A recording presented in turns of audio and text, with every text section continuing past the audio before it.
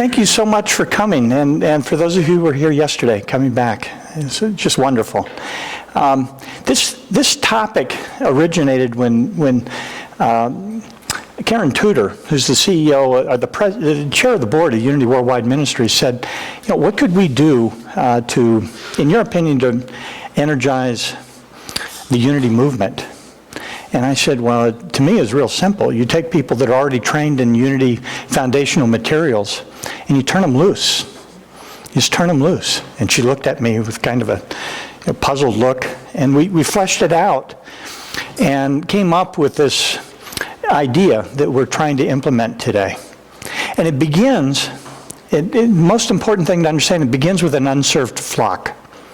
Yesterday we had a talk about how Unity can serve those who are not served by the churches, the incumbents, those who provide religious benefits. And Unity, there are a lot of people who are unserved by the churches for a number of reasons, a wide variety of reasons. They may not have time. They may have issues about churches in general because of childhood and so forth. There's a lot of people out there who are unchurched, but they're open to not only the Unity message, but they are in need of what we call religious benefits. And so it makes it, Unity, as it has evolved, primarily does ministries through church congregations. And the fact is, we can't reach everybody that way. In other words, we need new channels. We need new opportunities to reach people who have needs, who are unserved, but aren't coming to our churches. And the question is, do we just abandon them? Is that, who we are as a movement? Do you say, sorry? Or do we try to do something different? Is there an unserved flock, and do we have any responsibility or any desire to reach them? Even though they may not come to our church, even though they may not donate and contribute to our buildings and so forth. Did Charles and Myrtle worry about that? Did they want to build churches? No, they engaged culture. They engaged society directly. And they were very successful in launching a movement by virtue of doing that. And we who have fallen into a church model, and that's fine, need to understand that there's other ways to reach people. There is an unserved flock. And those of us who are licensed teachers, in my opinion, have almost a special opportunity there because we have a tremendous amount of training in Unity foundational teachings without having the training of learning how to run churches. And I think the ministries that we're talking about, they can be done through churches, but if they're not done through churches, they're just as complex, just as difficult, just as important. There is an unserved flock, and there is a desire to serve them. Now, the second thing in starting a religious movement is not just identifying those who are not being served, it's providing something that, in a way, that they cannot get from whoever they're with. And what I mean by that is it's perhaps they're not in the church because the church doesn't speak to them. Perhaps the message that needs to come to them needs to be simpler. And what we see in business, and I talked about this yesterday, is what I call disruption.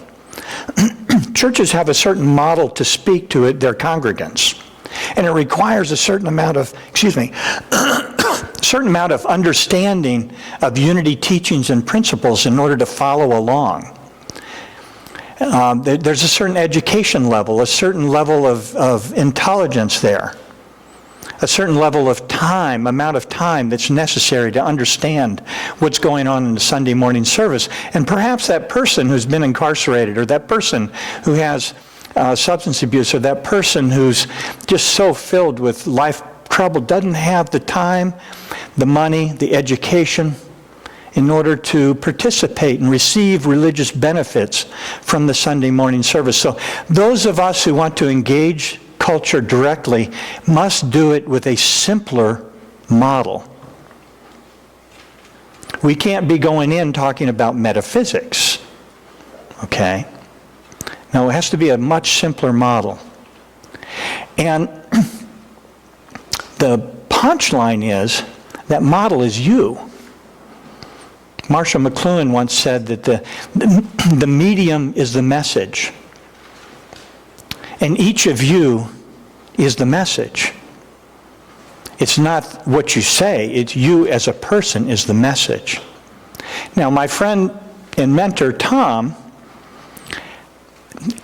I'm going to share something about him. He's a minister, he's a teacher. But his deep, deep story, and I know this from years of being in SEE when everyone was discouraged. They all went to Tom, because Tom is an encourager. I think when Tom's long gone, I will remember Tom for his gift of encouragement. That's who he is. It's his story. It'd probably be on your headstone one day.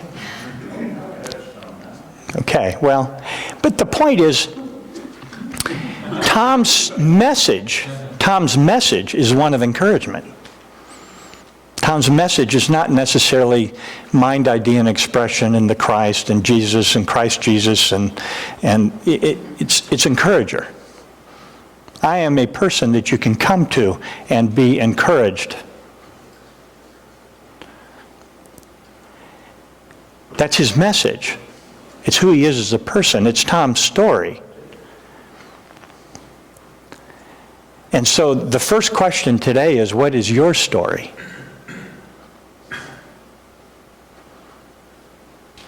Not what do you know about unity metaphysics or the 5-step prayer process, which is important. No, what is your message? What is your story?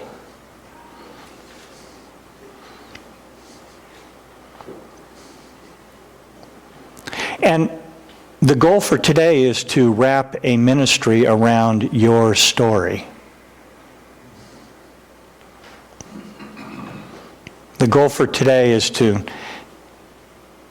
figure out, how can my story go light the world?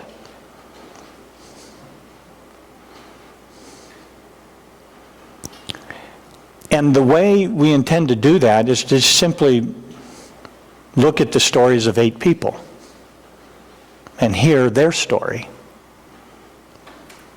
and get in touch with their energy. And from that experience, perhaps we will get insight into how our story can be wrapped in a ministry. Because these are 8 people who have created a ministry not around a social cause, but around their story. And each of us have a story. And this has been the most misunderstood conference. It's been very difficult to describe what this is about. Because it is not about you. It's really not about you. It's about culture. And my Truth to Unity, our mission statement is we engage culture in a digital age. We are engaging culture not through the churches, but directly. And in the early days of Unity, Charles and Myrtle set out magazines and so forth, but they also sent out field lecturers. These were early predecessors of licensed teachers. They traveled around and they gave classes. Small classes with, less than a dozen people. They engaged culture directly. They didn't go through churches. Charles never, to my knowledge, called up a Methodist or an Episcopal church and said, "May I have a workshop at your church?" He didn't do that. No, he engaged culture directly. And everyone in this room has that potential to engage culture directly and to reach an unserved flock that the congregations can't reach. Because it is your story, not Unity's story. Okay, we're not out promoting Unity's story, we're out promoting your story for the benefit of culture, for the benefit of those who are unserved. And I know it sounds like a long explanation, but it's something that when I talk to licensed teachers particularly, there's a kind of a simmering frustration in that they are willing to go through all these hours of training and all this expense of coming up here, and they really don't know what they're going to do with it. And they want to go out and engage. They want to go out and serve an unserved flock, and they don't know how to do it. And it may be that working through the congregations is the proper, that's their role. That may be the case. But there's a huge unserved flock that is not served by the churches, and ministers generally can't do it, or they find it difficult to do it because they've invested so much in training to become congregational ministers. Whereas licensed teachers, which I, kind of kid ministers about, licensed teachers are much freer because we haven't put the time and the effort that they have. So we have less investment, which gives us more flexibility to go and do cool things. Okay. So it begins with an unserved flock, and then it goes to a simpler message. And the simpler message is you. That's the second aspect of a religious movement that's caught on fire. There's a third leg to disrupting how we deliver religious benefits in this society today. And that's what I call the viral ministry. And the viral ministry means there's people who are willing to go out and do that sort of work without social status, without secular benefits, without bureaucratic permission. Anybody who ever accomplished something really notable wasn't in it for the secular benefits, for the money. They weren't in it for the social status. And they didn't ask any permission. They had what I call freedom to operate. The old circuit rider in the Methodist Church was a farmer, had no investment in education. His only asset was a horse. He had a circuit of probably 20 miles around in circumference, and he only had to learn one sermon every 2 or 3 months, because every stop he would give the same sermon. Hellfire and brimstone, but it was the same sermon, and it was done very well. So it was a viral ministry. And then you could take another farmer and another horse, create another, train them in that sermon, and put them on their way. And so as the frontier grew, and these are people that had religious needs, and they were a flock that was unserved by the Congregationalists, the Episcopalians, and the Presbyterians. They were out in the frontier, where Charles was. It was a very simple ministry, and there was no social status, there was no secular benefit, and there was no bureaucratic control. So in order to go light the world, it requires people that are not in it for the money, or not in it for the title, and not in it because they were given permission to do that. They were independent enough to do that. So I hope that we have 8 people today who will inspire us. I don't know of anybody that's getting rich off of the 8 ministries we're going to hear about. And I don't think we know anybody that's going to be named a bishop as a result of their work.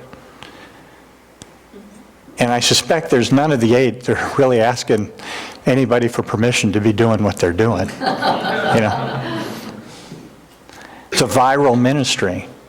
Now, we have roughly 1,500 licensed teachers.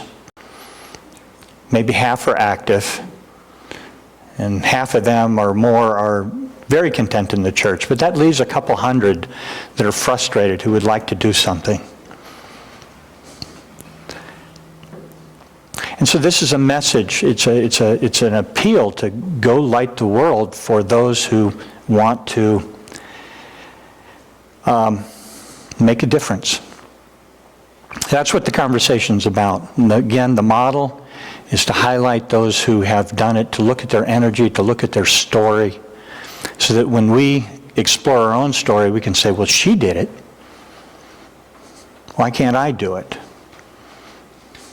And if we can just get that out of today, then I will be satisfied that this is a successful day.